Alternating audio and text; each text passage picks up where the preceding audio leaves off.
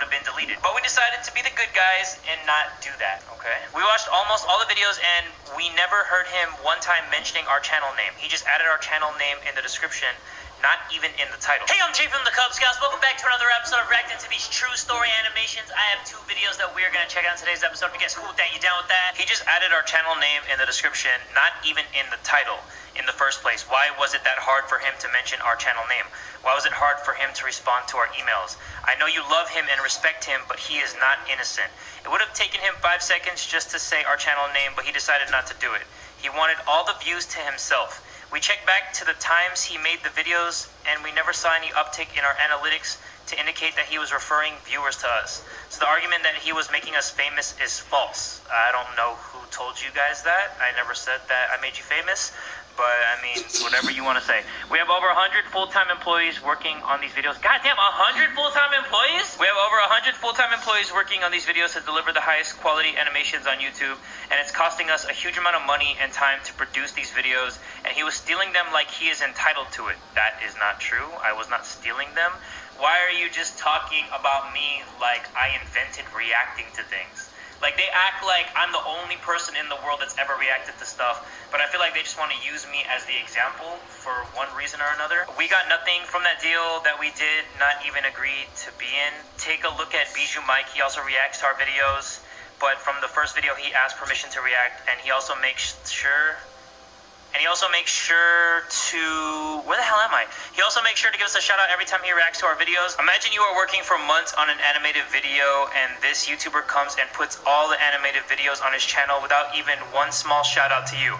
How would you feel about that? Even if he puts your channel link in the description, who even reads descriptions? Okay, you know what? Leave a comment down below if you guys heard about their channel through me, because I actually saw a lot of comments in this comment section. I'm going to scroll down and highlight some of the comments that said that I gave them credit. They found out about their channel through me. It's not like I'm just trying to like hog all the attention from your stuff. But yeah, they said, who even reads descriptions? So if I gave you guys credit and then left you no link in the description, but I said it verbally, and then people had to go out of their way to type in the animation channel through YouTube, would that have been better for you? Like, not leaving a link in the description because nobody checks it apparently. You said, who even reads descriptions? If I just said out loud, hey, My Story Animated channel, check them out, but then left no link, that would have been more beneficial than actually leaving the link to the channel and saying that I'm leaving a link to their channel in the description box below. We are also not a small YouTube channel, and we don't need his exposure for people to watch us. He was not doing a favor for us. He earned lots of money from the videos that we made, and we got zero benefit from. It's also possible that we lost from his reactions because a person who watches his videos don't have to watch our video. We're the owners of the videos and we hold the right to deny anyone from using our videos, just like any other animated show in the world. You know what? I'm not even going to go through the comments of this video, but I just want to say that you guys go hard for me. Like, you guys go all out for me, because I see so many comments supporting me and letting them know that I always gave credit. I'm glad that you guys all remember that, because I always did and I always do. If I got a video game suggestion from another YouTuber or I found it from somewhere, I would always say where I got it from, and it's no different from these animation channels. I would say, oh, this animation comes from blah blah blah. Welcome back to another episode of Share My Story videos. Alright guys, but that's gonna do it for this episode of reacting to more of these Share My Story animations. First video of today's episode is called True Our Home Alone Story. It's from 1C Entertainment. First video comes from a channel called Mort. I will put the link to their channel in the description box below. Who we have right now is Llama Arts, and if you guys want to check out their channel, I will leave the link to all their videos in the description box below. First animation comes from the channel Stephen D. I will leave the link to their channel in the description box below. Next animation comes from my guy Mort. Link to his channel will be in the description box below. But yeah, shout out to Storytime Animated. Go check out their channel, guys. I wouldn't say it every single time because I started reacting to their stuff so much, and plus they watermarked their video, so I was like, you know what? They see the channel name on the video. It's like right in the corner of the video. So if they wanted to see it, I know that they would find it because I always left the link to you guys' channel in the description box. If people want to find something, they're going to find it. Like, that's how the internet works. Like, if we want to get to something, we're going to figure out a way to do it. If they loved your animation so much, they would have found a way to find out what your channel name is, and they would have went to it, which people did. People did say in this comment section, I'll leave a link to this whole post in the description box below.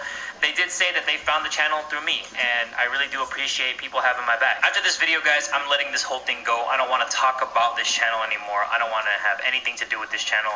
If they really don't want me to react to their stuff, but they're cool with other people reacting to their stuff, then that's cool. They can pick and choose who they want to react to their stuff. I just don't appreciate the way it was said to me. Specifically, the email that I got that I'm not going to show you guys because that's private, I guess. So I'm not going to show you guys what the email said, but the way that I was spoken to in that email was extremely unprofessional. It was extremely rude. And if this channel wants to talk about like someone being above somebody, it's not me, especially from that email. Trust me. I'm not the one who's acting like I'm above somebody else. Sorry that I'm making another video like this. I really hate making stuff like this, but I just wanted to stand up for myself and let it be known that I'm just not going to let anybody talk about me any way they want and not expect me to respond. So, hopefully you guys have a good weekend, because by the time you guys are seeing this, it's going to be July 3rd. So, yeah, I really don't know how to end this video. So, bye.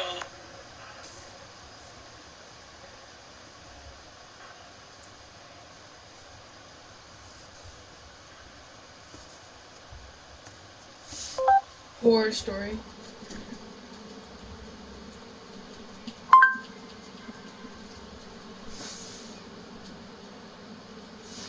It's time to save big and style up your home during the Living Spaces President's Day event. I used to be in a really bad place. I had struggled with mental health issues from the time I was in middle school, mostly depression and anxiety. You know, the usual culprits. I had been working in a Starbucks as a barista. The Starbucks was actually inside of a Target. You would think it would be bad, but it was pretty nice. Anyway, I dated this one guy who may have been an actual sociopath. He had some serious problems. I haven't spoken to him in a few years now, and I don't plan on reaching out anytime soon. Trust me, you'll see why in just a minute. He actually found me out back one day. I was behind the store. I said I was going on break, but I really just needed to go and cry for a little while. I was feeling really overwhelmed and depressed.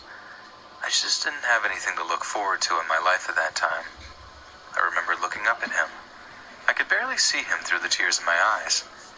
He started talking to me, and he really comforted me. I told him that I thought about ending my life and was severely depressed. At the time, I thought he was just a really sympathetic person, willing to help someone down on their luck. But now I know the truth. He saw a struggling person who would be easy to abuse, and that's exactly what he did to me. I vividly remember him wiping my tears away, right off of my cheek. I was so touched, and his name was Mike. He really got me. It wasn't long before we had exchanged numbers and started dating. It was really great at first. That honeymoon part of a relationship was so great. But the honeymoon phase doesn't last forever. And when I started to see him for who he really was, I got afraid. I noticed that he wore a mask, and I don't mean like a costume. He would pretend to be someone that he wasn't. He literally faked a personality. There were a few times that I was at his apartment and he would just start acting really weird. It was like his true self came out, and it was horrifying. He was so mean that I honestly can't even put it into words. He really did enjoy making me suffer. I remember him telling me that I wasn't good enough and that I needed to lose weight and read more and work harder and a million other things. He told me everyone in my life thought that I was pathetic. He said so many things like that, and I honestly couldn't stand it. It was like he found that negative voice in the back of my head and put it on speaker. The worst I ever felt about myself was when I was with him, and I totally let it all happen.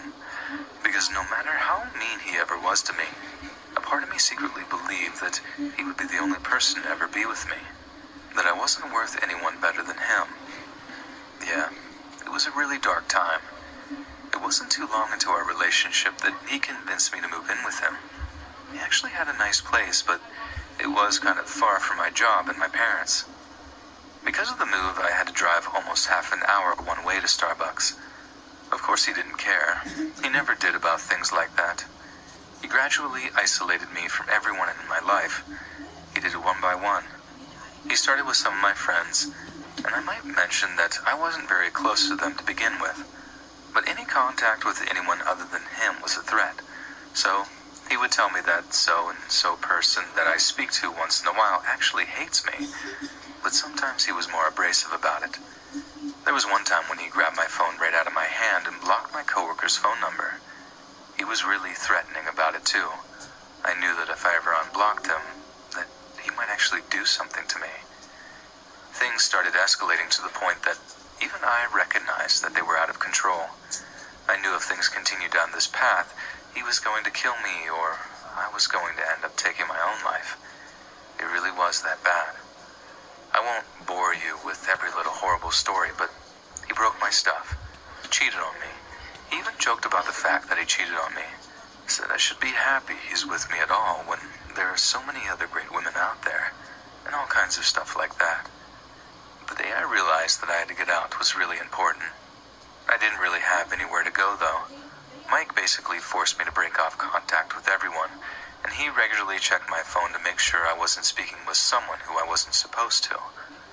I reached out to my mom while I was at work, borrowed one of my coworkers' phones and gave her a call. It was really nice to hear her voice. I explained as much of the situation as I could, and she said she completely understood and that she was more than happy to let me move back home. That was a really touching moment for me. I walked out that night because Mike was out. I was able to pack my stuff and leave without ever having to say anything. He probably would have gotten me to stay somehow. Said the right words. Made me feel like everything was going to be okay. The way he always does. He didn't appreciate the fact that I was gone. He was mad. He started showing up at my job a few times a week. He would always try to talk to me, convince me that things could get better. He said that he would change and be nicer to me, but I knew that he was just lying to me. I knew he just wanted me back under his thumb.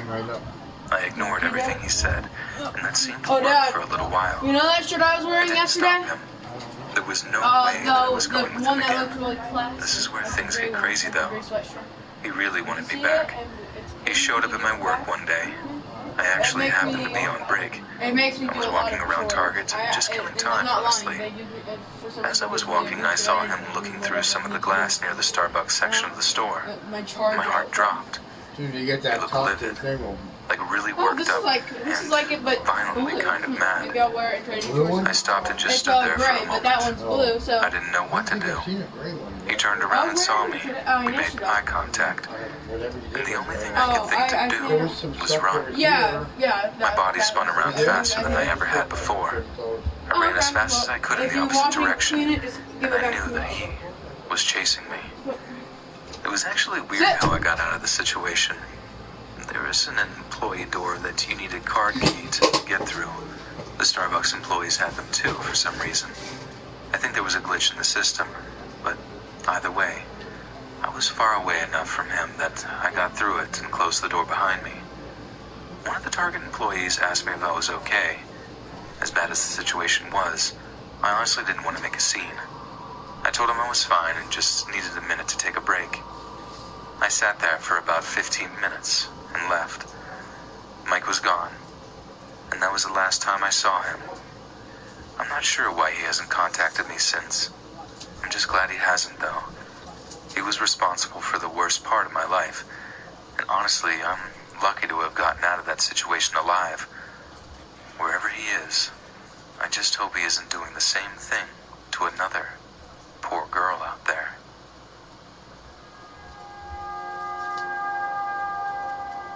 I had a seasonal job at Target last year. Every year, they bring in new people during the seasonal times to help with all of the chaos of the spending season. It's pretty standard.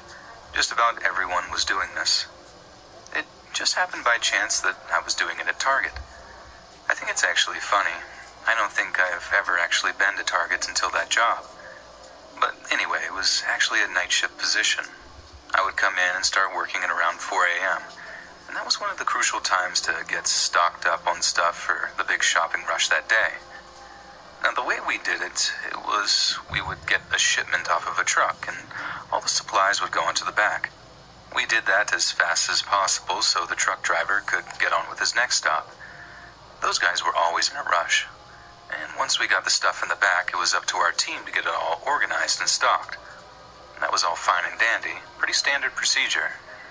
Now, there was normally a good number of people who worked this shift with me, normally between 4 and 5 of us, with the managers somewhere else doing whatever else managers do. But here was the situation.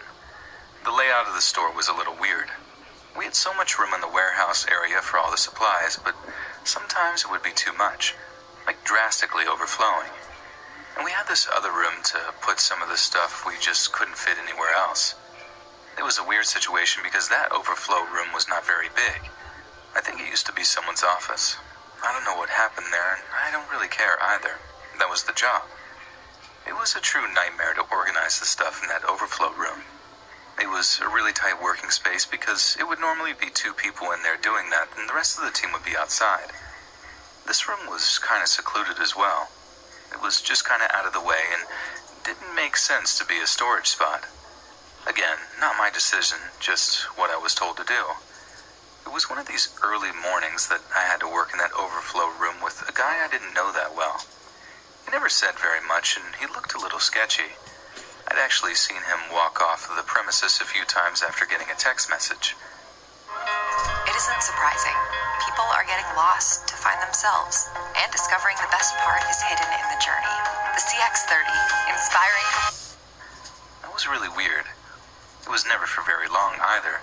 It was like he got a text message and went outside to take a smoke break or something. No one ever said anything though, so he just continued to do it. Honestly, none of us really cared that much. I didn't mention we came in at 4 in the morning, right? Well, this one morning that we were working in the overflow room, something a little strange happened. He got a text message and went outside like usual. I asked him where he was going, and he just said he'll be right back. He left before I could say anything else, but I noticed he dropped something as he went out. It fell on the floor, and I went over to pick it up. I could tell you exactly what it was, but it looked like a clear Ziploc bag of herbs. Honestly, they probably weren't herbs at all, but being really tired and overworked, I assumed he was a gardener and he was carrying his herbs around. I know how stupid it sounds. I have a lot of friends that are really into gardening, and I guess I just assumed the best case scenario. When he came back, he seemed like he was in a rush. He was looking around frantically. I told him he dropped his herbs. I pointed to them on a table in the room, and that was when he got really aggressive with me. He asked me if I thought it was funny, and that was when it dawned on me that he wasn't walking around with lavender in his pocket all day. It also dawned on me that he was probably selling while he was working this shift. That would explain why he would randomly go outside every once in a while. He threatened to kill me if I said anything to anyone, and I was honestly scared to death. I didn't know what to do. Looking back, I probably should have told my manager and called the police right then, but I never really had to deal with anyone that was a criminal or anything of that sort. Of course, I didn't say anything to anyone, but now every time that I saw him, he gave me a weird look. We'll just call him David for anonymity's sake. And that wasn't his real name, but it'll work. Over the next 2 or 3 weeks, I started to observe David a little more closely. I paid a lot more attention to what he was doing and what he was looking at and how he was behaving. And after that time, I realized a few things about him. Firstly, he was definitely a drug user himself. I couldn't tell you what, but my guess is that it was something pretty hardcore. He would talk to himself like a crazy guy once in a while, and other times he would just completely zone out like he was in a different planet. The other thing that I noticed about him was that he was very unstable. Sometimes he would get really upset over very minor stuff. There was one time he screamed at the top of his lungs because his shoe was untied, and other ridiculous things like that. Now, while all of this was going on, I was still living my life. I still went for runs at the local park, and I made YouTube videos in my free time, just for fun. I tried to forget about the whole situation with David. That was until I saw David at the park, where I always ran. He was sitting on the bench, staring at me dead on. I stopped mid-step. That was the scariest realization ever, because it meant that he was stalking me, and I didn't know what his intentions were. I didn't know how long he'd been doing it or why. I just knew that I was in danger. I kept running and played it off like I didn't notice him. But oh boy, how could I not? was one morning where it all went down. I showed up a little earlier than usual. I was always on early bird, and I just hated being late. I was there about an hour before my shift started. Must have been about 3 or so. I was chilling in the parking lot listening to a podcast on my phone, and that was when I noticed someone pull up behind me. I parked kind of far away from the store to not take up parking for the customers throughout the day. I just thought it was unusual for someone to park so close to me when there were spots everywhere else. My heart sank. The person behind me turned on their brights, and that was when I knew it was David. My fight or flight kicked in. I turned my car off and sprinted to the store as fast as I possibly could. I knew the employee would be open and I would be able to get to safety there. David started driving after me, like trying to run me over. He probably would have gotten to me too, but there was the spot where it was a line of trees in the parking lot. I ran to the other side of the trees when I noticed that he was driving and he couldn't really do anything after that. I got inside and screamed that I needed help. Surprisingly enough, my manager was there. I explained the situation to her and we called the police. She locked the employee entrance and we waited until the police gave us the okay. Obviously, David had booked it. The cops couldn't find him either. He wasn't at his apartment.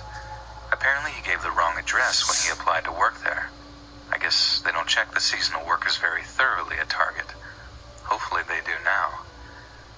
And that was the story of how I almost got messed up working at Target last year, and if you're wondering, I don't plan on applying again this year.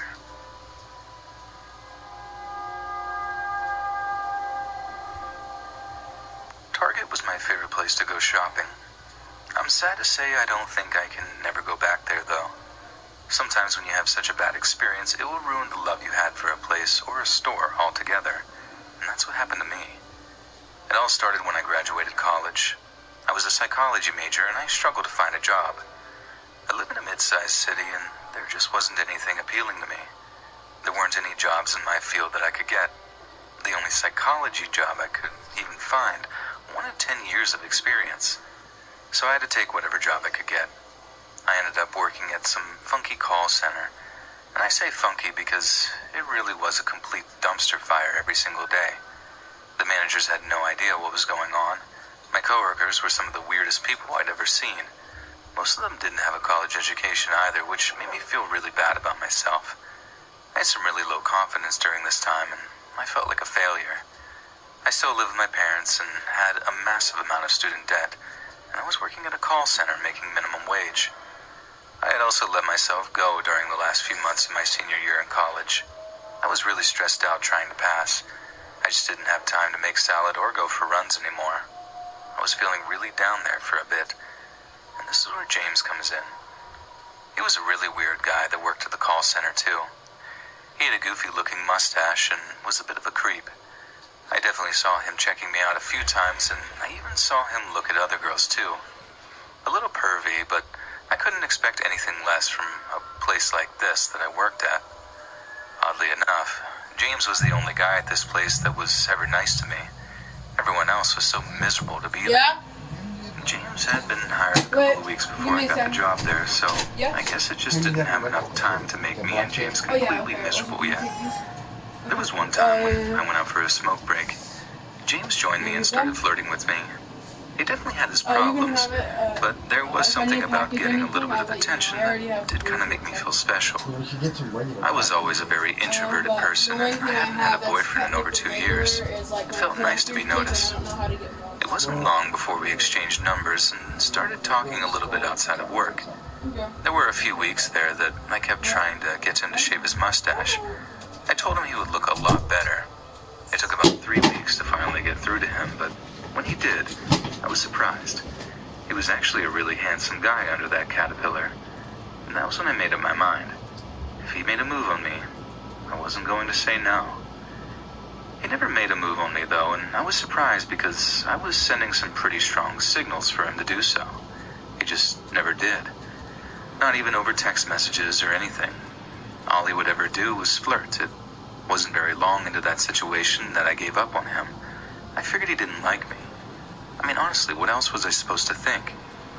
I downloaded Tinder like everyone else. I knew my situation was bad, and I secretly fantasized about hooking up with some rich guy. I didn't find a buff millionaire, but I did find a really nice guy eventually. We went on a few dates and started going out together regularly, and I really liked him. We're still together, by the way. But this is where things got weird with James. He started acting differently. He started doing more and more inappropriate things. I was friends with James on Facebook, and when I changed my status to in a relationship, he did one of those emoji reactions, and he put an angry face. I remember seeing it and rolling my eyes. Typical men, I thought. They don't want you until you have someone else.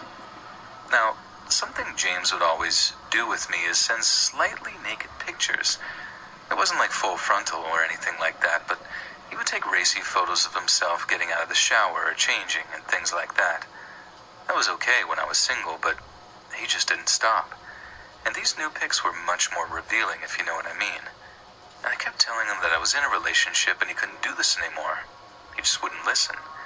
He always said that he forgot, and I knew he was doing it intentionally. Things also got really awkward at work. There were quite a few things that he would do that were just freaky. For example, pens started disappearing from my desk. I didn't think anything of it at first, just that I was being clumsy. But one day I happened to walk by James's desk and notice all of my pens. He also followed me outside every time I went on a smoke break. He always played it off like he wasn't doing anything, but it was so obvious to everyone. Well, it was around the 6-month mark of me working at that funky call center. I had my performance review and I got a raise. I got an extra $1 an hour, which I was pretty happy about. I had a few $100s in savings and decided to treat myself to my favorite store, Target. I remember making a self-congratulatory post on Facebook about it. I even mentioned that I was going to treat myself to some new sheets from Target. I remember getting comments from some of my friends and former classmates. They all congratulated me, and I was really excited. Sure, I had a stupid job, but I was making the best of my situation. I remember getting to Target at about 6 or 7 on a Friday night. I went alone. I walked into the store and went over to the bedding aisle. I really wanted to pick out the best sheets for me. I am a little OCD about fabric and how things feel, so I was running my hands across the sheets to find the one that I liked the best. That was when something unexpected happened. I felt a kiss on my neck. I had been so wrapped up in feeling sheets that I didn't even notice who was behind me. I immediately thought it was my boyfriend. I mean, who else would randomly kiss me in public, right? Well, you guessed it. It was James. I turned around after he kissed me, and I was smiling. But my giddiness turned to disgust when I saw that it was him. My stomach dropped, and I wanted to scream, but I just couldn't bring myself to do anything. More of me was in shock than anything else. I know I must have looked so repulsed, but that didn't stop him from pinning me up against the aisle rack and continuing to kiss me. He shoved his entire tongue down my throat. It was honestly disgusting. This probably went on for about 3 or 4 seconds before I finally snapped out of it. I pulled my head away and slapped him across the face as hard as I could. I told him that I never wanted to see him again. I fell down onto my back and I just sat there telling him to please leave me alone. He stood there though, looking down at me, smiling. Emma, come on, why James don't you was just get a lost? really freaky guy. He started getting on top of me and kissing me again. Watch out, I'm gonna turn it on. My lungs. Emma, run! Someone who Emma, must run! have Look! been an aisle No! over I don't know if two this is gonna overheard work. and came running. It was a man who looked like he was in his 30s. He Look! ripped James off of me and threw him against the wall.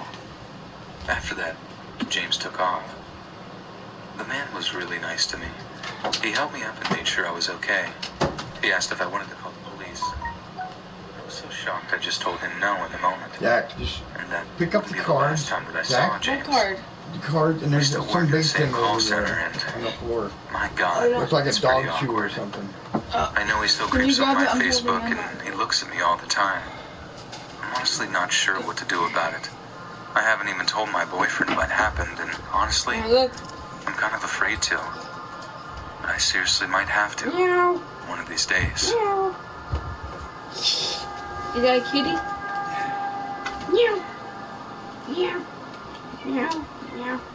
All I used to love Valentine's Day. I used to love all the cutesy displays and Valentine's-themed stock items we put out in the Walmart I worked at. And I used to love picking out something special for my boyfriend after planning a little date night with him. But we're not together anymore, and I'm not much of a romantic these days either. In fact, I dread February 14th coming around each year because it reminds me of one of the single worst moments in my entire I go life. here, and then once you're done with that area, I move back so you can When do this the all right happened, and it actually happened in the store too. I loved the decorating and checking out the romantic stock that we'd gotten in that year, but I usually tried to get Valentine's Day off. Or if I was working it, I'd trade shifts with a coworker. But this one year, I can't get off, and no one would trade with me, so I was stuck working 8 till 5 on Valentine's Day. But it's no big loss. I can wait for my presents, and me and my boyfriend arranged to do something after work anyway, so I took it on the chin. Right after I finished my lunch break, I happened to be walking by one of the Valentine's displays when I see this older guy staring at some of the items. I thought it was the cutest thing ever. This sweet older gentleman looking to pick his wife up something romantic. Or maybe he had his eye on someone in the nursing home he was at. Either way, it was super adorable to me. So I saddled up to the old guy and asked him who the lucky lady is. He's all startled for a moment. Again, kind of super cute, and has to compose himself before he gives me his answer. There was no one special in his life. He was just something of an old romantic, and seeing cutesy displays like ours on Valentine's Day made him long for lost love. And when he said that, I then asked if he had his eye on anyone new, and he starts talking in a way I felt kind of confusing at first. Like I thought he may have misunderstood, maybe lost the context a little, but after a minute of him just sort of babbling, I realized he's not making any sense at all. He keeps skipping from thought to thought, just like why does it smell so funky? coming out of him. It was right Is it about supposed to then smell that like this? it hit me that he wasn't all there. That was also about the time that I realized he wasn't that old either. I mean, all his hair was gray. He had like an old man jumper on, but he was so animated when he talked. He seemed sort of spry, like full of nervous energy. At a push, I'd say he was in his mid-50s. But something about him just seemed off, and I was starting to think that initiating conversation might have been the best idea on my part. I wish him luck with who the lucky lady turns out to be, then slowly make a move to walk away. But he stops me, not with a word. I mean, he physically stops me from walking away. He didn't grab me or anything at first. It was just his fingers gently half wrapping around my wrist. But it was enough to put me on edge. Then he asked me in a way that seemed both extremely childlike and extremely sinister, both at the same time. Will you be my Valentine? It was so surreal that initially I thought he had to be joking. Like no sane person would ask anyone that in a serious way. Not like that, anyway. So I just sort of laughed it off before apologizing and letting him know that I was seeing someone. And right as I do, I try to pull my wrist out of his hand. He tightens it, wraps his entire fist around my wrist, and squeezes. I just froze for a moment. In almost 2 years of working at that Walmart, I've never had so much as an issue with a customer. Maybe it's because I'm short and blonde, maybe it's because I'm just lucky. Because that whole interaction went from 0 to 100 so fast, and given my total lack of experience in any kind of conflict management, I just had no idea what to do. So I froze. The guy starts turning red in the face, and he continues to squeeze my wrist as hard as he could. There are veins bulging up his neck. He's trembling so hard, his eyes are starting to water. And he is strong. Like really freaking strong. Then what he did next haunted me for months afterwards. He gets his face right in mine, while I'm absolutely frozen in terror, Bye, Emma. and starts singing. Bye. He tried to keep his voice down, but he couldn't get the words out without his words trembling from whatever weird rage fit he was going through. After 2 lines, I just start screeching for help. But as soon soon as I start making any noise, one of his hands shoots up around my throat and pushes me back. Oh God, against the man! shelf. When he Shit starts climbing all squeezing, over me. I stop being able to scream. Then, one of his other hands goes somewhere else. Somewhere I really wish he hadn't put it. But when he did, I finally found the strength to really fight back. But it was over moments later. Some other customer had come barreling down the aisle when he'd heard my scream and tackled the guy so hard that he almost floored me too. I seemed crazy before when he got tackled. He turned into a full-blown lunatic. He actually bit the guy who first got him down.